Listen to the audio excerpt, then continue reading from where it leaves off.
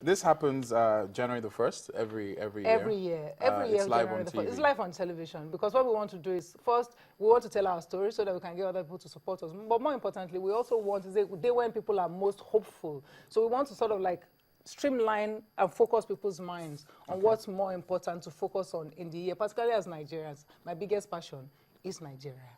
And while talking about passion, passion is something that a lot of people have, and it's very easy for the passion to wither and die under certain strange circumstances. But you seem to overcome that.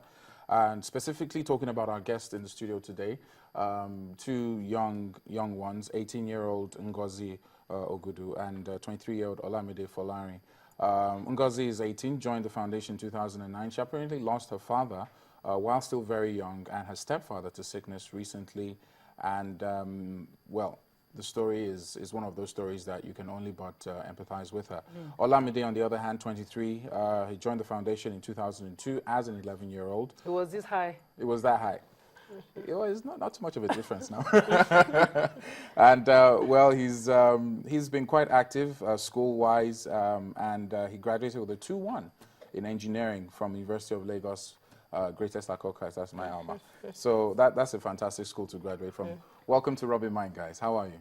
We're fine. Olamide, Ngozi? Yes. By the way, they exhibited a little bit of shyness, so I just wanted to loosen them up by just telling us a bit more about yourself. I mean, I can't really put your whole life story in one paragraph, so let me start with Ngozi. Ngozi, so tell us about who you are and how you've been since you joined the foundation. I joined Changing Life, that is 2009, when I cloned computer. It was a competition, so we came first after the competition, and it was published in the media, so Changing Life happened to read it. Changing Life read it in the media, and they had to like come for help then, and then give me scholarship. So up till now, I'm still with Changing Life. It's a kind of a great privilege I have being a part of Changing Life, because as the name goes, it has really changed my life. Not just my life, but my family members and all that. It's a very good organization that I'm very, very privileged. You know, I'm kind of somebody that somehow, somewhat, I make research and all that.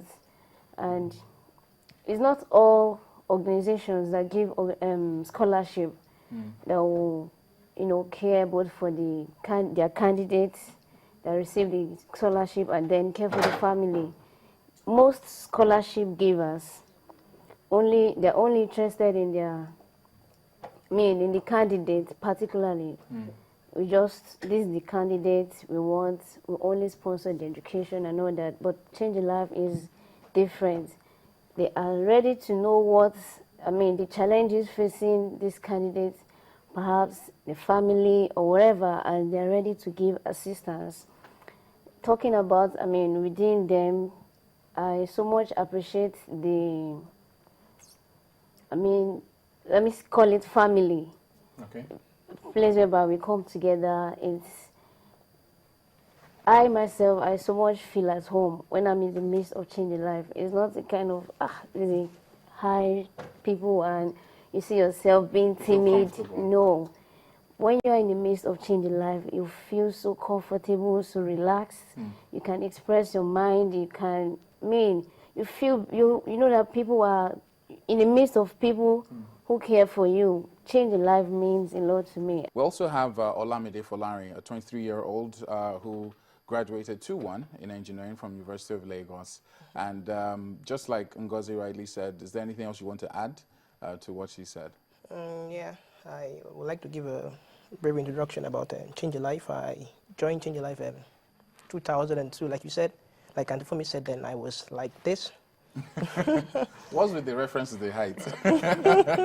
I was that I'm short. sure there's more to you than your height, but go on. Then I joined 2003. I remember then it was like just like the way Ngozi was actually saying then that change your life is much more of you can actually get so familiar with them, like get so friendly with them and interact with them.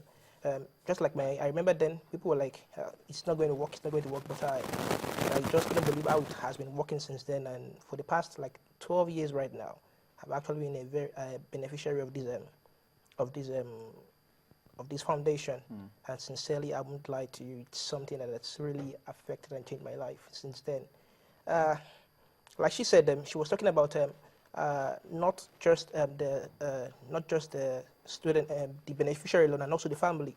So my family and everybody has somewhat been able to, like, even the way my mom relates with and Funmi is just something that is so amazing. It's like always there's this kind of cordial relationship that's always been developed between the parent and the organization, such that one can actually maybe if there's any issue, you can actually communicate with them on a one-on-one note and actually discuss some things personal and some things of the general. And what about you? I'm throwing this question to both of you. Now, Auntie Funmi has changed your life, but how have you changed other people's lives since you joined? Any particular example? Yeah. Okay. For me, on a general note, something like I would like to say that I might not have been able to probably maybe in one-on-one, but sometimes somehow that's actually changed my view of life. Right, personally, I'm serving at the Kwara State, and so over there, I do actually see children that they have this kind of very high IQ over there, and I'm like, God, can you just like help these kids? Because I would like sometimes I just go to their house and check their background and look like sometimes check their books and like these children, with their very high IQ, they don't have books to read, and yet they're still doing well in class. I'm like, if these ones can have books, if these ones can have let me say, if they can have the opportunity, they will actually do well in the university. But going to their background, looking at everything that's happening to them, I was like, wow, can these children actually further their education? And somehow there's this kind of compassion being built on the inside of me, like, hey, I've got to do something. Maybe if peradventure I can just come back to help these kids one day, like these kids must actualize, and like this kind of burning passion on the inside that these kids must actually go to the university, because there is kind of very close relationship I do build with the student. I know that's not like a teacher to student relationship. It's always like a colleague relationship, because we are that close. And you guys have done quite well. I mean, you finished the 2-1 in engineering from University of Lagos, Ngozi pre-degree program in biochemistry. And you finished in flying colors from University You know what of I'd like to Hartford. say is, and this is very important to all of us as a community, I don't think it's our way or our culture to remove parts of whole. So now, in fact, some of the things they learn, it's become so intuitive to them, they don't realize it's special. The reason why I took a decision from day one that we're not just going to give scholarships and walk away from people's life is because we wanted to raise leaders. We wanted to raise kind, compassionate, engaged Nigerians. And there's no way to do that other than to show it first. So they are used to being in an environment where they are treated as human beings. When they have seen, because I didn't know them from Adam. Ngozi, I read her story in the papers, and I read between the lines. I saw what they were saying. In fact, our school was looking for help. If we didn't intervene, Ngozi would not have continued going to school. The same with Olamide. Olamide had been at home for a year after his father died. So all our children are children that if we hadn't intervened, their lives would have stopped one way or the other. Talking about the children, what's the number of children that Right now we have 150 children. And we have had over the years over 300 children, because some have graduated, have moved on, some have sadly died.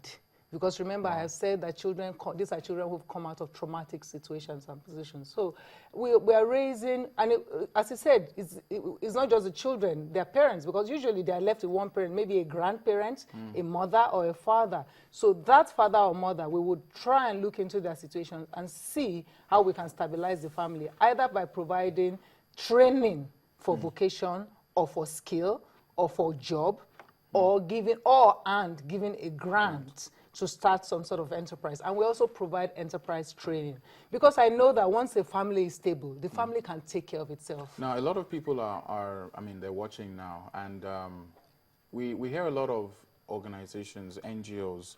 One is not better than the other, but when someone like you takes up this cause, it's a glimmer of hope. We wouldn't have been able to meet the likes of Olamide or Ngozi. How can people help? Just to round up, because we have a special clip for you, ladies and gentlemen. in a couple of minutes, but I just wanted to hear what you had to say for those who wanted to help. There are a lot of dimensions to what you do, and we can't capture all of that now, but how can one get in touch with the organization? One quick, easy way is to sponsor a child. You know, so we have 150 children. You can take one child and make that child your responsibility, sort of foster indirectly that child for the rest of their lives. And we will ensure that your child gets the education that they have capacity for. You can also facilitate one of our workshops, either in enterprise training, mentorship, and then we need people like doctors, counselors, because, you know, as I said, sometimes our children and their families have challenges. We'd like to send them to you. Within your own organization, what you do already, you just provide that. A school can decide, you know, we're taking 2 or 3 of your children, we're going to ensure that we give them the education. Of course, there's the good old-fashioned way of giving us money. We'll take it, you know? So it works all the time. It works all the time. So there are all those different ways of helping. Well, check changealifenigeria.org. That's www.changealifenigeria.org. Ngozi, thank you very much. Olamide, congratulations to both of you. Auntie Funmi, yes, we will see again very, very soon. First, you see me on the 1st of on January. On the 1st of January, yes. On NTA. That's on NTA. The annual 1st of January CAL show. TV special. That's Change Your Life Foundation. And, of course, we'll get a special chance to see you on TV. I had a lot more to talk about, but time's fast spent. We'll be back after this short break and short clip right here on Rubbin Minds.